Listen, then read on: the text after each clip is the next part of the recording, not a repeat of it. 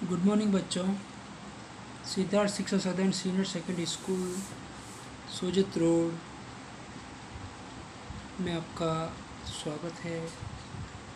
और आज हम लेके आए हैं कक्षा 6 विषय सामाजिक ज्ञान यानी कि राजनीतिक जीवन फर्स्ट पार्ट 6 गांव का प्रशासन। तो बच्चों हमने पहले पढ़ा था पुलिस थाने का क्षेत्र, पुलिस थाने में होने वाला काम, वो क्या क्या कार्य करते हैं, गांव के झगड़े किस प्रकार निपटाते हैं और किस क्षेत्र में हम रिपोर्ट करते हैं, किस क्षेत्र में हम आते हैं। पुलिस थाने का एक कार्य क्षेत्र होता है, इसमें चोरी, दुर्घटना, मारपीट, झगड़े इत्यादि की एफआईआर दर्ज यानी कि रिपोर्ट लिखवाई जाती है।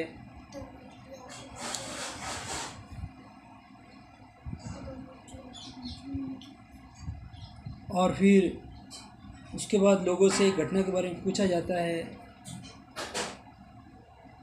और फिर वो धीरे धीरे इस प्रकार कार्य होता है। आज पुलिस थाने के बाद राजस्व विभाग का काम था, जिसमें पटवारी को अलग अलग नामों से पुकारते हैं, कभी लेखपाल, कभी कर्मचारी, कभी पटवारी, कभी ग्रामीण अधिकारी, कभी कानून गो। और फिर वो लेखा जोखा का कार्य भी करता है। फिर आगे बढ़ रहे हैं, राजस्व विभाग का जो काम आगे बढ़ रहा है, अब उसमें आगे क्या क्या कार्य होता है वो देखते हैं कि प्रत्येक पटवारी कुछ गांवों के लिए जिम्मेदार होता है। जो पटवारी होते हैं वो गांव के लिए जिम्मेदार होते हैं।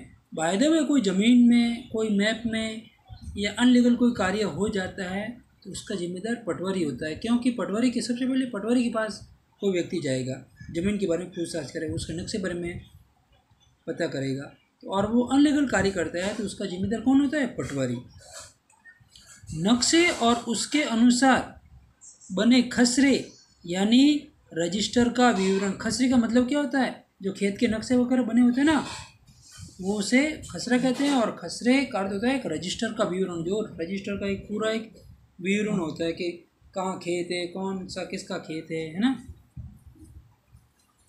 यह पटवारी द्वारा रखा गया गांव के लोगों की जमीन के रिकॉर्ड का एक हिस्सा होता है।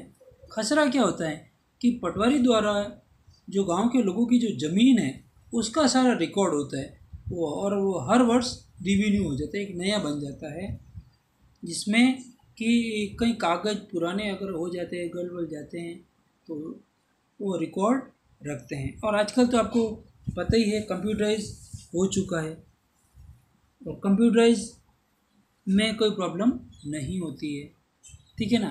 पटवारियों के पास खेत नापने के अलग अलग तरीके भी होते हैं। तो सबसे पहले जरीब क्या है कि कई जगहों पर वो एक लंबी लोहे की जंजीर का इस्तेमाल करते हैं। कई जगहों पर क्या करते हैं कि लोहे की बड़ी सी जंजीर होती हैं, जिसको कि जरीब कहते हैं। अब वो खेतों में जाते हैं और एक स्थान से दूसरे स्थान की तरफ वो क्या करते हैं, जरीब को डालते हैं। जरीब को लोग खींचते हैं और उसमें जो नाप चौक लिखा रहता है वो उससे वो नापते हैं। तो जरीब क्या है कि एक लंबी लोहे की जंजीर का इस्तेमाल करते हैं। कौन? पटवारी, उसे जरीब कहते हैं, ठीक है ना। अब देखिए कि पटवारी किसानों से भूमि कर भी इकट्ठा करते हैं। भूमि का जो टैक्स होता है ना वो लेते हैं, और सरकार को अपने क्षेत्र में उगने वाली फसलों के बारे में भी जानकारी देते हैं। यह काम वो अपने रिकॉर्ड के आधार पर करता है। जैसे पटवारी के पास एक रिकॉर्ड होता है उस गांव की ज़मीन का, और उस ज़मीन के रिकॉर्ड के अनुसार वह सरकार को उस क्षेत्र में उगने वाली फसलों के बारे में जानकारी देता है, और यह काम अपने रिकॉर्ड के आधार पर वो करता है। और किसानों की ज़मीन के ऊपर टैक्सेस जो होता है, जितना भी जो भी होता है, जिसको अर्थ टैक्स कहते हैं, वो सरकार को जमा कराता है। कौन? पटवारी। ठीक है।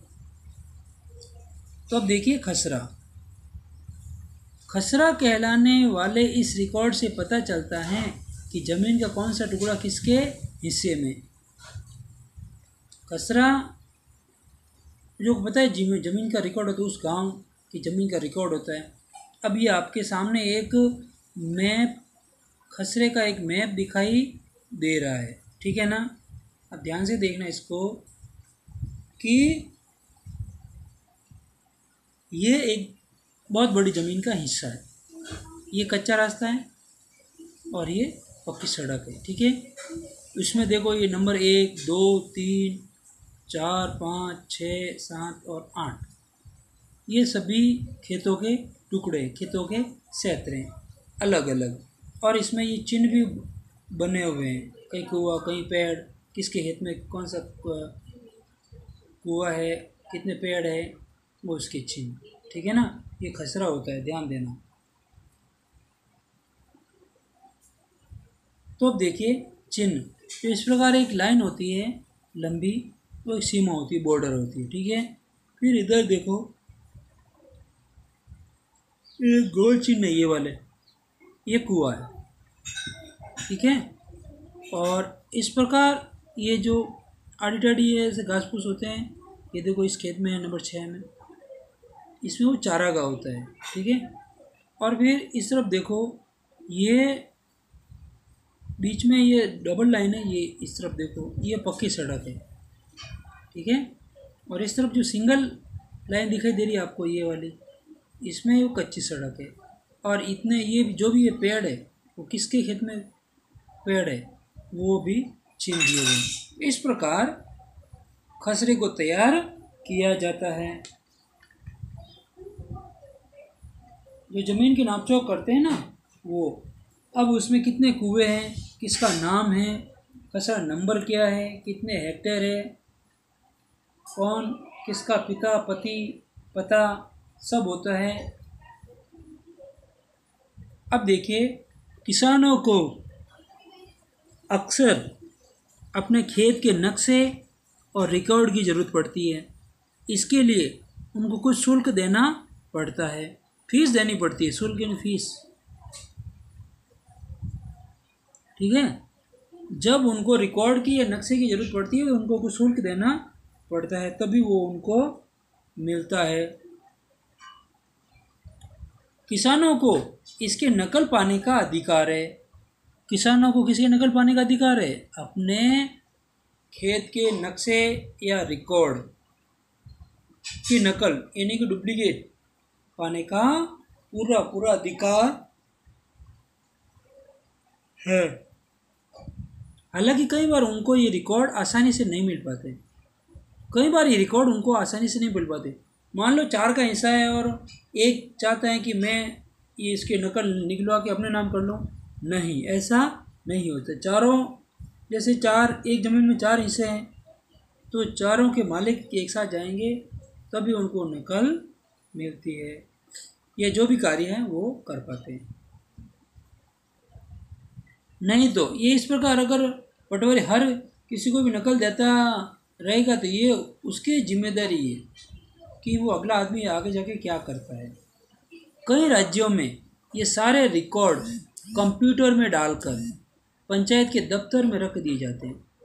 कई राज्यों में क्या होता है कि प्रत्येक तहसील, प्रत्येक जिले में तहसील के जितने भी गांव हैं और गांव का जो पटवारी होता है वो अपने क्षेत्र में जो गांव आता है उस ज़मीनों के सारे रिकॉर्ड कंप्लीट करके उसको कंप्यूटराइज मॉडिफाई करता है और पंचायत के दफ्तर में रख देता है।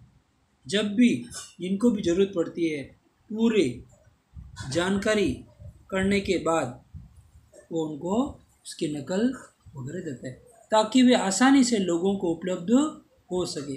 और जो भी अपने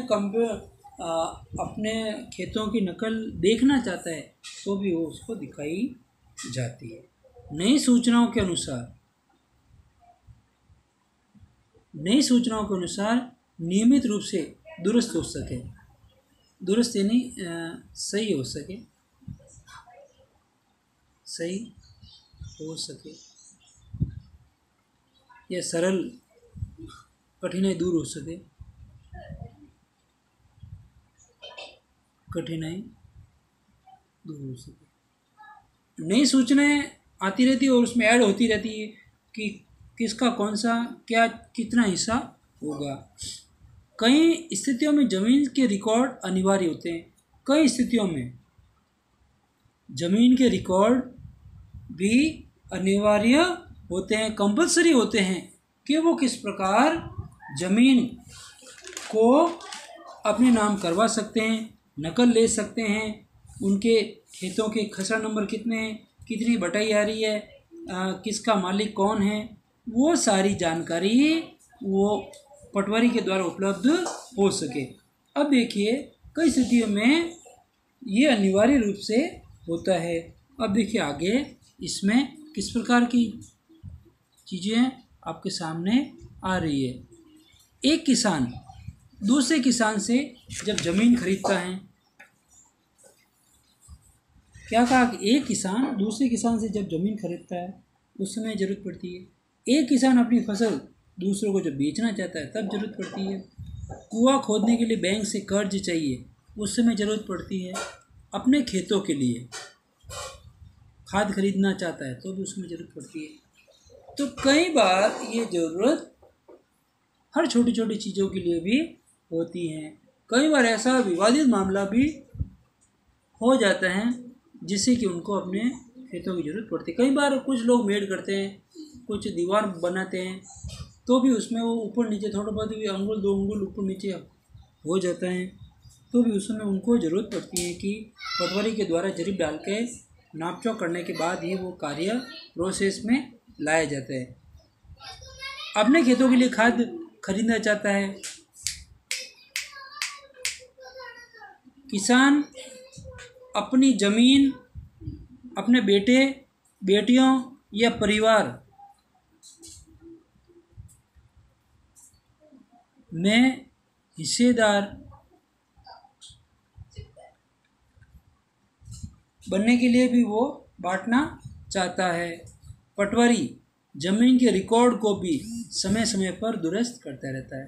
ज़मीन के रिकॉर्ड को भी वो दुरुस्त करता रहता है, सही करता रहता है, जिससे कि जिसको कोई प्रॉब्लम नहीं। किसान कई बार फसल बदल देते हैं, कुछ और उगाना चाहते हैं। किसान कई बार फसल भी बदल देते हैं, कई बार ऐसा होता है, और कहीं कुछ और भी उगाने लगते हैं, या कहीं कोई कुआं भी खोद लेता है तो भी उसमें ज़मीन की ज़रूरत पड़ती है। बाय द वे कोई प्रॉब्लम आ जाए तो उनके पास क्या प्रूफ है। आज इतनी सारी ज़मीन है तो सभी ज़मीनों के रिकॉर्ड सबके पास है, खसरा नंबर है, तो सारी चीज़ें बढ़ती ज़मीन कितनी है, इस साल जोती की ज़मीन कितनी है, फसल कितनी हुई, क्षेत्र कितना है, अन्य फसलें कितनी हुई, यदि बटाई है तो दूसरे किसान का नाम और बटाई का हिस्सा कितना है, ज़मीन मालिक का नाम, पिता पति का नाम, पता, ठीक है ना, इस प्रकार वो नाम होता है। इन सब का हिसाब रखना सरकार के राजस्व विभाग का काम होता है। इन सब का जो हिसाब होता है ना, हिसाब किताब जितना भी होता है वो सरकार के राजस्व विभाग का काम होता है। किस विभाग का? राजस्व विभाग का, ठीक है।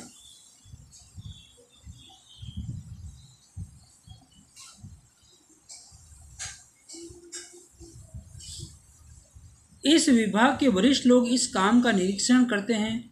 भारत में सभी राज्य जिलों में बटे हुए, भारत किस में बटा हुआ है? सभी राज्य जिलों में बटे हुए हैं। ध्यान देना, जमीन से जुड़े मामलों की व्यवस्था के लिए इन जिलों को और भी छोटे खंडों में बांट दिया गया है। अब देखिए बच्चों कि इस विभाग के जो वरिष्ठ लोग हैं वो इस काम का निरीक्षण करते हैं। जो राजस्व विभाग है उसके जो वरिष्ठ, इनको जो अनुभव है, उनको अनुभव के द्वारा उन्होंने चीज़ें बनाई और शेयर की और दूसरों को उन्होंने सिखाई। तो इस विभाग, राजस्व विभाग के वरिष्ठ लोग जो है ना, वरिष्ठ नहीं अनुभवी,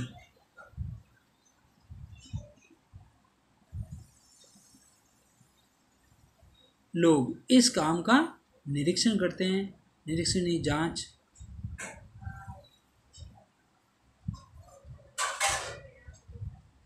करना, और इस प्रकार वो कार्य करते हैं। तो भारत जो है राज्यों और जिलों में बटा हुआ है, और ज़मीन से जुड़े मामलों की व्यवस्था, ज़मीन से जुड़े मामलों की जो व्यवस्था के लिए इन जिलों को और भी छोटे खंडों में बांट दिए। तो देखो बच्चों, राज्य, जिले, तहसील,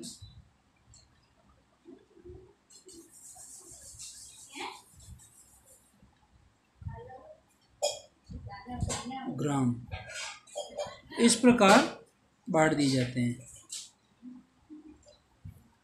जिले के उपखंडों को कई नामों से जाना जाता है। जिले के कई उपखंड होते हैं, उनको कई नामों से भी जाना जाता है, जैसे तहसील, तालुका इत्यादि। कि कहीं अपन एड्रेस लिखते हैं तो तालुका वर्ड भी यूज़ कर लेते हैं, और कहीं पर अपन तहसील भी यूज़ करते हैं। तो ये उपखंडों को तहसील और तालुकों में बांट दिया गया है। सबसे ऊपर कौन होता है? जिला अधिकारी होता है। सबसे ऊपर कौन होता है? जिला अधिकारी होता है। और जिला अधिकारी के नीचे कौन होता है? तहसीलदार होता है। कौन होता है? तहसीलदार। तो इस प्रकार बच्चों हमने देखा कि किस प्रकार इन्होंने ये चीज़ की। तो राजस्व विभाग ने गांव के दो व्यक्तियों की खेत की मेड़ को लेकर जो बात छिड़ी थी, उसमें कोई ऐसा तरीका नहीं था कि वो अपना मामला शांतिपूर्वक सुलझा सके। क्या कोई ऐसा अभिलेख यानी रिकॉर्ड होते हैं जिससे पता चल जाए गांव में किसके पास कौन सी ज़मीन है? तो एक खसरा होता है, तो खसरे से ही सारी चीज़ें पता चलती है कि किसके पास कितनी ज़मीन है और किसके पास कितना रिकॉर्ड है, किसकी ज़मीन किसने खरीदी, किसका खेत कौन बो रहा है, वह सारी चीज़ें उस खसरे में रिकॉर्ड रहती है, तो ही पता चलता है। अब ज़मीन का जो नाप और उसका रिकॉर्ड है वो पटवारी का काम होता है, और कई अलग अलग राज्यों में पटवारी अपना कार्य करते हैं, और पटवारियों को भी अलग अलग नामों से पुकारते, कभी लेखपाल, कभी कर्मचारी, कभी ग्रामीण अधिकारी, कभी कानूनगो, इस प्रकार। और वो लेखा जोखा भी रखते हैं। और पटवारी आपको पता है, मैंने पहले भी बताया कि वो पूरे गांव का जिम्मेदार होता है, और उस नक्शे यानी कि खसरे और रजिस्टर का विवरण उसके पास ही होता है, जिससे वो खेत को नापने के अलग अलग तरीके भी होते हैं। इसमें सबसे पहला तरीका जरीब। जरीब क्या होता है? एक लोहे की जंजीर होती है, और उस जंजीर को खेत में डाला जाता है, और उसके ऊपर नाप चौक भी लिखा रहता है। उसे हम वो जरीब होती है, ठीक है ना। तो इस प्रकार इन्होंने ये चीज़ जानकारी की। और किसान से पटवारी क्या करता है कि एक टैक्स लेता है, उस टैक्स का नाम क्या? भूमि कर, ठीक है ना। और वो टैक्स लेकर के सरकार को देता है, और वो फसलों के बारे में जानकारी रखता है, और प्रत्येक काम का रिकॉर्ड भी रखता है। जैसे आपके भी क्षेत्र में कोई कौन पटवारी है, उसका नाम भी आपको पता है, वो भी आपको ध्यान होना चाहिए, ठीक है ना। तो ये हमें हमेशा ही जानकारी लेनी चाहिए। तो प्यारे बच्चों, हमें अच्छी तरह से वीडियो को सुनना है, समझना है, और ये जो प्रश्न हैं उनको ढंग से, काफ़ी बच्चे आंसर ढंग से नहीं दे रहे हैं, उनकी कॉपी चेक नहीं होगी, उनके पेरेंट्स आपको स्कूल में बुलाया जाएगा। ध्यान रखें, आप प्रश्नों को पढ़ें और ढंग से उत्तर देवें, जिससे कि अच्छी तरह से कार्य हो। और आप वीडियो का लाभ ले रहे हैं, हमेशा ही घर पे पढ़ रहे हैं, कॉपियाँ भेज रहे हैं और हर कार्य को अच्छे ढंग से कर रहे हैं। कॉपी पर अपना नाम लिखें, प्लीज़ प्लीज़ प्लीज़। आप वीडियो का लाभ ले रहे हैं तो स्कूल में जिनकी भी फ़ीस बाकी है, बकाया है, वो आप फीस स्कूल में आके जमा कराएं। Thank you.